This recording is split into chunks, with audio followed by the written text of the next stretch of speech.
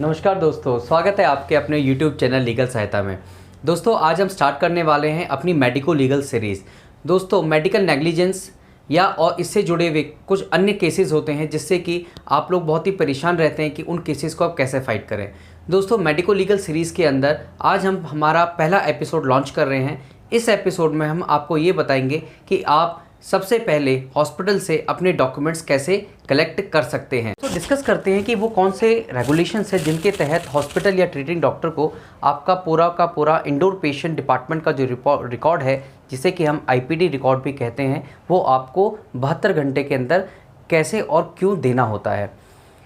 दोस्तों professional conduct etiquette and ethics regulations 2002 जो कि मेडिकल काउंसिल ऑफ इंडिया ने बनाए हैं डॉक्टर्स के लिए, उसके तहत मैं आपको बताना चाहूँगा कि कैसे आपको आपके मेडिकल रिकॉर्ड्स 72 आवर्स में मिल सकते हैं। दोस्तों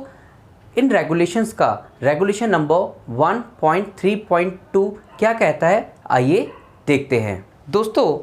1.3.2 जो है वो ये कहता है, जिसे कि मेंटेनेंस ऑफ मेडिकल रिकॉर्ड्स के अंदर आता है, if any request is made for medical records either by the patients, authorized attendant or legal authorities involved, the same may be duly acknowledged and document shall be issued within the period of 72 hours। तो दोस्तों ये वो regulation है जिसके तहत hospital को किन किन लोगों को देना है, या तो पेशेंट या पेशेंट के ऑथराइज अटेंडेंट या कोई भी लीगल अथॉरिटी। लीगल अथॉरिटी में कोई टीपीए, कोई इंश्योरेंस कंपनी, कोर्ट भी हो सकता है, या कोई पुलिस अगर किसी मामले की इन्वेस्टिगेशन कर रही है तो पुलिस भी आपसे पुलिस को भी जो है ये डॉक्यूमेंट्स हॉस्पिटल को 72 घंटे के अंदर देने होंगे। तो दोस्तों 1.3.2 जो रेगुलेशन है 1.3 का maintenance of medical records professional conduct etiquette and ethics 2002 regulations, ये हॉस्पिटल के ऊपर बाइंडिंग है और हॉस्पिटल को इसका कंप्लायंस करना ज़रूरी है। आइए दोस्तों अब आगे हम ये डिस्कस करते हैं कि वो कौन सा रिकॉर्ड है जो आपको हॉस्पिटल से मांगना है और उसे आप कैसे हॉस्पिटल से मांगेंगे। तो दोस्तों अब मैं आपको बताता हूँ कि किस तरीके से आपको अपने रिकॉर्ड को हॉस्पिटल से लेना है। सबसे पहले आप दोस्तों हॉस्पिटल एक ईमेल को ड्राफ्ट करेंगे जिसमें कि एड्रेस में आप हॉस्पिटल का जो है ईमेल एड्रेस डालेंगे और सीसी में आप जो है मेडिकल काउंसिल ऑफ इंडिया का ethics @mci.india.org का ईमेल एड्रेस डालेंगे। दोस्तों ईमेल आईडी डालने के बाद आपको उसमें सब्जेक्ट में ये लिखना है कि आपको request for the medical record और पेशेंट का नाम, कब से कब वो एडमिट हुए थे, वो सारी डिटेल आप वहाँ पे सब्जेक्ट में दे देंगे। अब दोस्तों आपको मांगना क्या क्या है ये मैं आपको बताता हूँ। दोस्तों आपको सबसे पहले हॉस्पिटल से नंबर 1 बेड हेड टिकट मांगना है, record of all the investigation and test reports मांगना है, ऑल द आईपीडी रिकॉर्ड्स मांगना है। आईपीडी रिकॉर्ड के अंदर दोस्तों आप उनसे मांगेंगे history sheet, drug chart and nursing record. दोस्तों ये सारी चीज़ें जो है हॉस्पिटल आपको 72 घंटे के अंदर ईमेल के रिसीव होने से आपको देगा, that is free of cost. दोस्तों जो professional conduct etiquette and ethics जो रेगुलेशन है 2002 जो कि मेडिकल काउंसिल ऑफ इंडिया ने के अंतर्गत जो बनाए गए थे, पर दोस्तों मैं आपको यहाँ पे एक चीज़ बताना चाहता हूँ कि 25 सितंबर 2020 में मेडिकल काउंसिल ऑफ इंडिया का जो है नेम चेंज होगा और एक नई जो है ऑर्गेनाइजेशन उसकी जगह आई है जिसे कहते हैं NMC, नेशनल मेडिकल कमीशन। तो दोस्तों अब ये सारी चीज़ें जो है नेशनल मेडिकल कमीशन के पास रिपोर्ट होती हैं।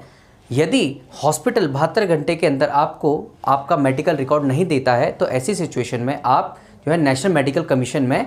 कंप्लेंट कर सकते हैं और उन हॉस्पिटल या डॉक्टर के खिलाफ जो है इसमें कार्रवाई एज़ पर जो रूल्स एंड रेगुलेशंस हो जाती है।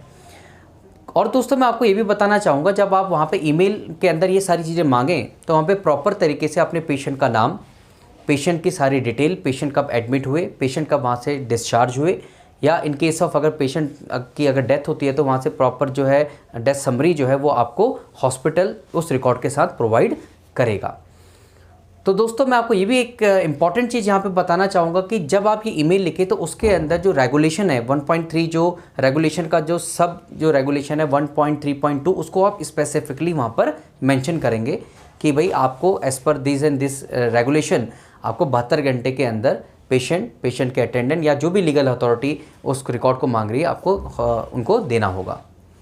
तो दोस्तों ये था हमारी मेडिको लीगल सीरीज़ का पहला एपिसोड कि हॉस्पिटल से किस तरीके से 72 घंटे के अंदर बिना किसी ज़्यादा एफर्ट्स करे हुए फ्री ऑफ कॉस्ट कैसे आप सारे के सारे मेडिकल रिकॉर्ड्स को ले सकते हैं।